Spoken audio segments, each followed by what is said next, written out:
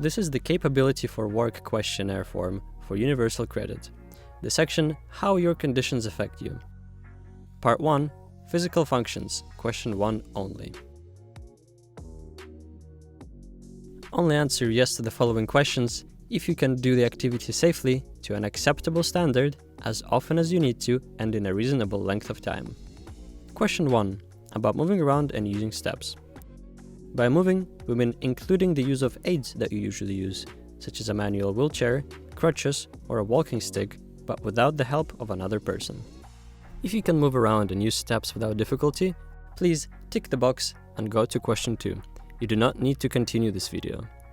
Otherwise, please tell us how far you can move safely and repeatedly on level ground without needing to stop. For example, because of breathlessness, tiredness, pain, or lack of balance. You can choose from 50 meters, that's 50, 100 meters, 200 meters and more, or it varies. 50 meters, that's 50, is around twice the length of an average public swimming pool.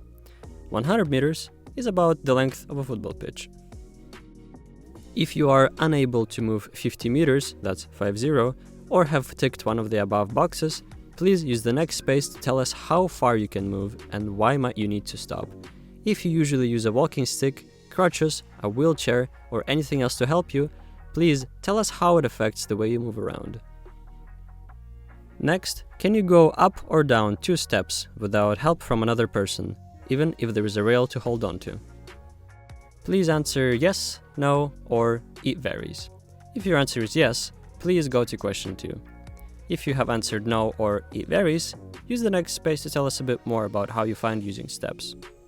If you need any further assistance with the completion of this form, please contact Dash on 020-8848-8319 or email them at info@dash.org.uk.